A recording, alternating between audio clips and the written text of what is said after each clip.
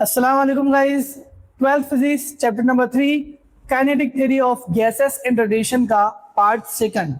तो आज हम देखने वाले हैं कुछ लॉज जो इस टॉपिक के लिए बहुत इंपॉर्टेंट है।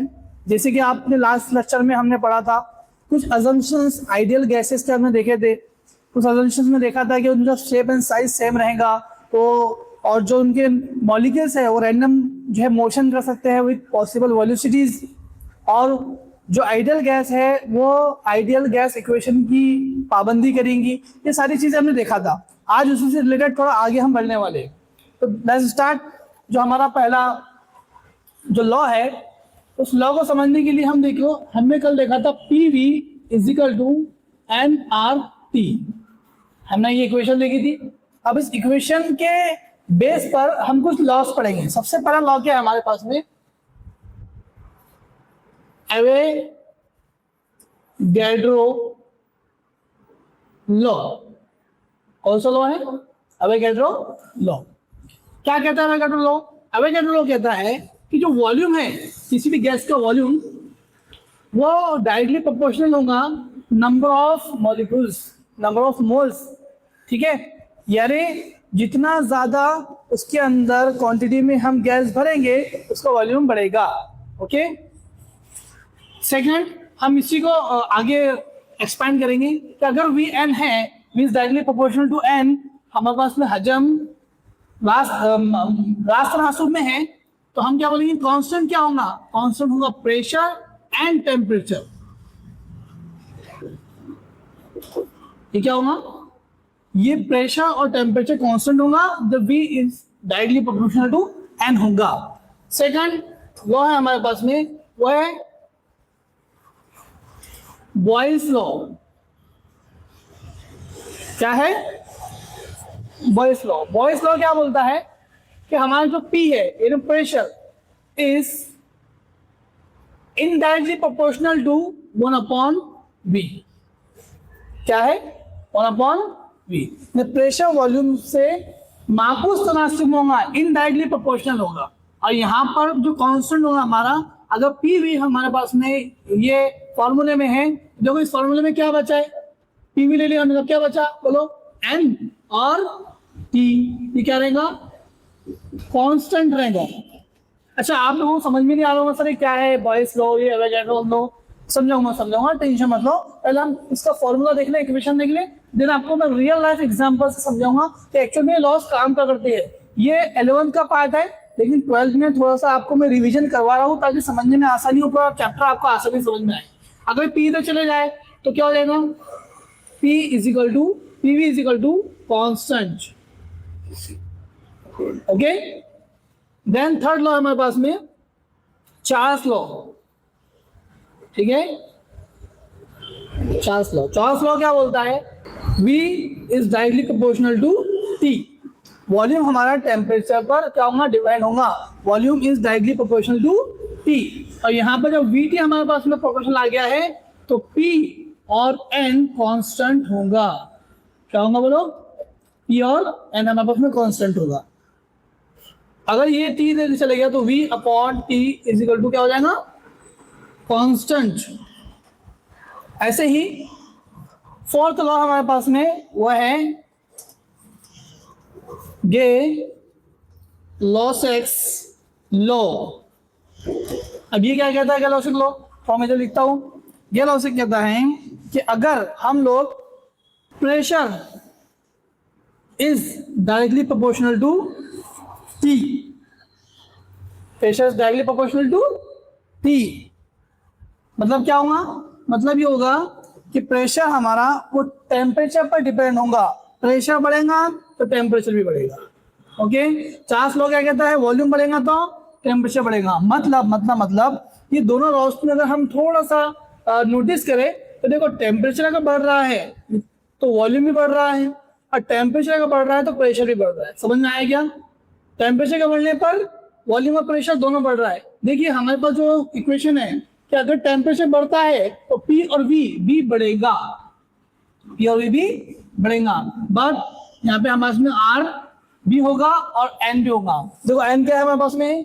Number of moles. ये आपने केमिस्ट्री में पढ़ा होगा।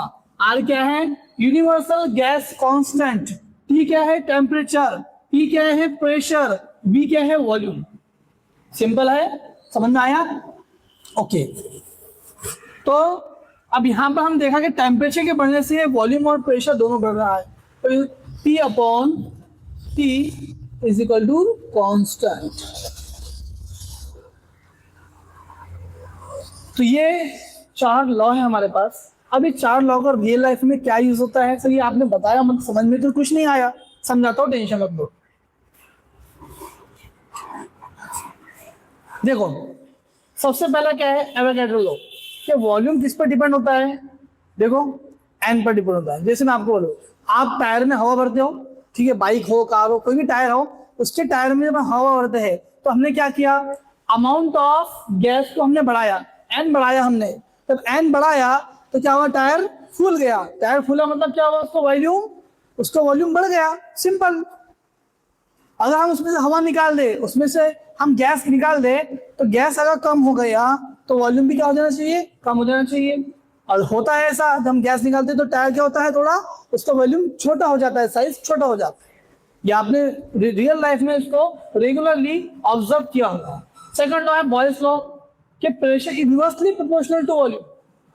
अब कैसे, देखो जब टायर में हम हवा भर देते हैं तब उसमें प्रेशर लगाते हैं, क्या लगाते हैं, प्रेशर लगाते हैं। जब हम प्रेशर लगाएंगे ये प्रेशर बढ़ेगा, प्रेशर लगा रहे हैं हम उसको चेक करने के लिए कि हवा भरी कि नहीं भरी टायर में।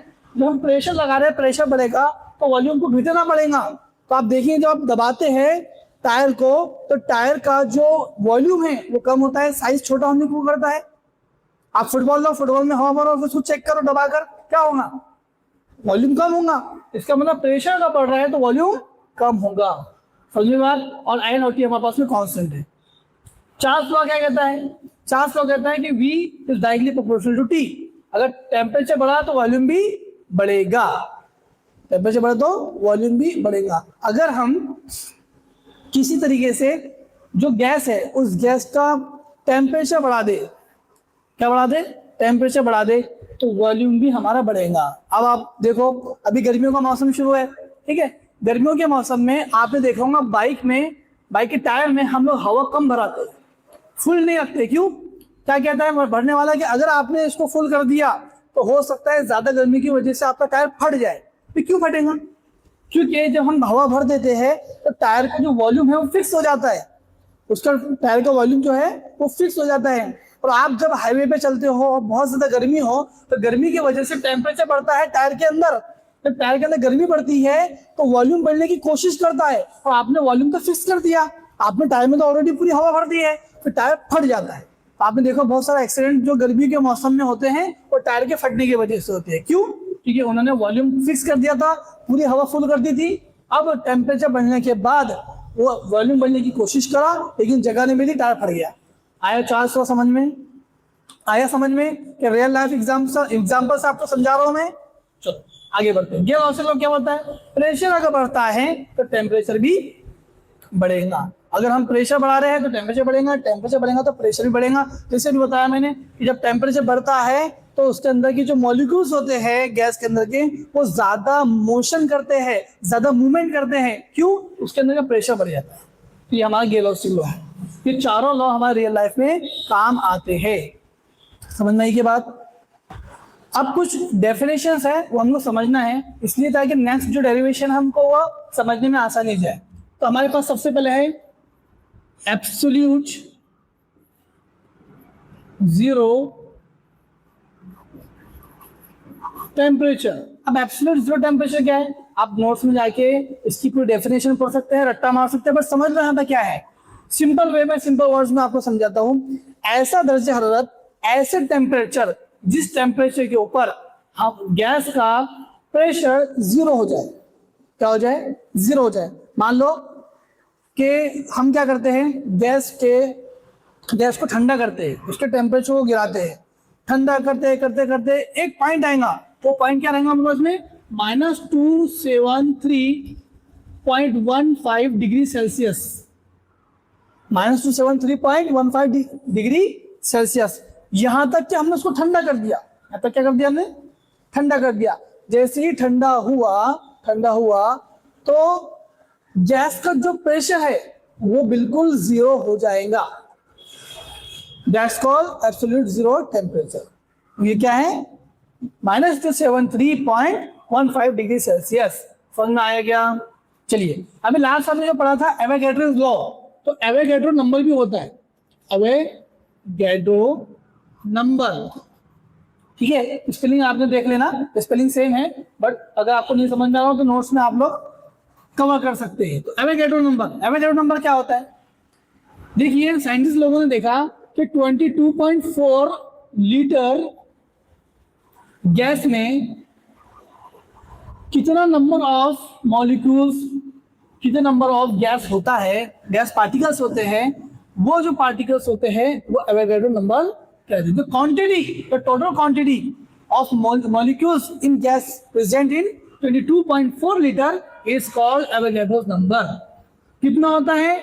उसकी जो वैल्यूज होती है एवोगैड्रो, हम रिप्रेजेंट करते हैं Na से। Na होता है 6.023 इंटू 10⁻23। अब ये जो नंबर है बहुत बड़ा नंबर है, ये बहुत ज्यादा क्वांटिटी होती है। इसको लैब में हमने साइंटिस्ट लोगों ने इसको मेजर किया है और देन हमको बताया है। ठीक है, तो ये हो गया एवोगैड्रो नंबर।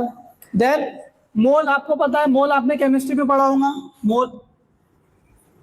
ठीक है, मोल क्या होता है कि भाई C12 कार्बन में जो 12 ग्राम अगर हम ले, 12 ग्राम, तो उसमें नंबर ऑफ पार्टिकल्स कितने होंगे, वो नंबर ऑफ पार्टिकल्स हमारा क्या कहलाता है? मोल कहलाता है। ये तीनों भी टर्म्स और डेफिनेशंस आपको नोट्स में दी हुई है, आप लोग वहां से इसको रेफर कर सकते हैं। ये क्यों पढ़ाया है? क्योंकि अब नेक्स्ट हमारे पास में डेरिवेशन आने वाला है। ठीक है, अब डेरिवेशन क्या है? जैसा हमने पढ़ा था कि PV is equal to nRT। Okay, अब लास्ट हमने सर लॉस पढ़े हैं, लॉस के हमने ये पढ़ा है। अब इसी पर आपका क्वेश्चन है कि साबित कीजिए, प्रूफ कीजिए कि PV is equal to N KBT होता है। क्या होता है? PV is equal to N KBT होता है, हमको प्रूफ करना है। अब हम बाय यूजिंग दिस इक्वेशन इसको हम प्रूफ करेंगे। चलिए, क्या करना है हमको पता है PV is equal to nRT होता है, वी नो दैट। ठीक है, थोड़ा बड़ा लिखता हूं, we know that PV is equal to nRT।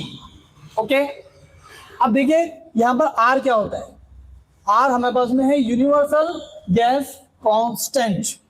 तो इसकी वैल्यू क्या होती है? R क्या होता है हमारे पास में?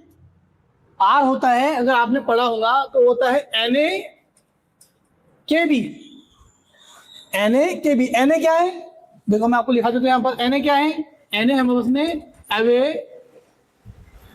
एवोगैड्रो नंबर, अभी बड़ा हमने एवोगैड्रो नंबर ये होता है। ठीक है, उसके अपोजिट में वैल्यू भी होती है 0.23 इंटू 10⁻23। ये 6.023 इंटू 10⁻23 इसकी वैल्यू भी होती है। और केबी क्या है? केबी होता है बोल्ट्जमैन कांस्टेंट। क्या होता है? बोल्ट्जमैन कांस्टेंट होता है। ठीक है, तो एवोगैड्रो नंबर हमको पता है, केबी क्या है? बोल्ट्जमैन कांस्टेंट है। अब बोल्ट्जमैन कांस्टेंट एक और भी है जो आपको आगे आने वाला है, बट वो थोड़ा डिफरेंट है, तो कंफ्यूज नहीं होना। ये बोल्ट्जमैन अलग है, वो बोल्ट्जमैन अलग है। देन हमको तो समझना था कि बोल्ट्जमैन कांस्टेंट क्या होता है। अप्रोक्सीमेट वैल्यू भी होती है, वो होती है 1.38 इंटू 10⁻23। देखिए, एवोगैड्रो नंबर 10⁻23 होता है और ये -23 होता है, तो कंफ्यूज नहीं होना। ओके, ये होता है जूल पर केल्विन। अगर इनको आपस में मल्टीप्लाई करें ना, तो आर की जो एक्चुअल वैल्यू है, आर की वैल्यू हमने कहा देखा था, आपको आर की वैल्यू नहीं बताया, मैं आर की वैल्यू आपको बता दूं कि आर होती है 8.314 इंटू जो आता है जूल पर mole kelvin. This is the final value of R. आपको ये वैल्यू याद रखना है आर की। अगर बोल्ट्जमैन की वैल्यू याद रखना है तो वो भी याद रख सकते हैं आप लोग। एवोगैड्रो नंबर तो आपको पता ही है, हमने देखा है यहाँ पर। तो अगर इसको आपस में मल्टीप्लाई करें तो हमको यही आने वाला है। तो -23 कहाँ से गया? -23 + 23 आपस में क्या हो गया? कैंसिल हो गया। ओके, तो अब हमारे पास में आर की वैल्यू आ गई। अच्छा अभी हमको क्या करना था कि आर की जगह क्या रखना है, बोलो आर की जगह NaKB लिखना है। देखो P V as it is, ठीक है, स्मॉल एन, और फिर क्या है आर है तो आर की जगह हम क्या पुट करेंगे NaKB और टी एज इट इज। अब हमको पता है ये Na हमको नहीं चाहिए, ये एन ऑफ टर्म में क्या क्या होता है आपको बताऊंगा, वी नोट एच, पता तो कुछ नहीं है आप लोगों को, लेकिन मैं हूं ना बताने के लिए आपको। ये है यहाँ पर n इज इक्वल टू होता है n अपॉन Na। ये n क्या है, नंबर ऑफ मोल, ठीक है, और ये क्या है n नंबर ऑफ मॉलिक्यूल्स, याद रखो number of molecules capital N और number of mole small n, और Na तो हमको पता ही है एवोगैड्रो नंबर है। ओके, अगर ये n यहाँ चले जाए तो क्या हो जाएगा, बोलो n इज इक्वल टू, ये क्या हो जाएगा n is equal to small n into Na। अगर ये वैल्यू आप देखो n इंटू Na कहाँ पर है, यहाँ पर है n इंटू Na, मतलब n इंटू NO की जगह हम क्या लिख सकते हैं, n लिख सकते हैं। तो ये टर्म की जगह मैं क्या लिखता हूँ, मैं यहाँ लिखता हूँ कि यहाँ पर P V is equal to capital N, इसकी जगह कैपिटल N आ जाएगा, और K B as it is और T as it is. Hence proof, जो हमको प्रूफ करना था वो हमारा हो गया, हैंस प्रूफ। आया समझ में? तो ये डेरिवेशन आपको एग्जाम पॉइंट ऑफ व्यू बहुत ज्यादा इंपॉर्टेंट है, ये एग्जाम में आपको पूछा जा सकता है। अगर आपको ये मेरा तरीका पसंद आ रहा है पढ़ाने का और आप चाहते हैं कि ऐसी रेगुलर वीडियोस में रोज लेकर आऊं, तो please like share and subscribe and thank you.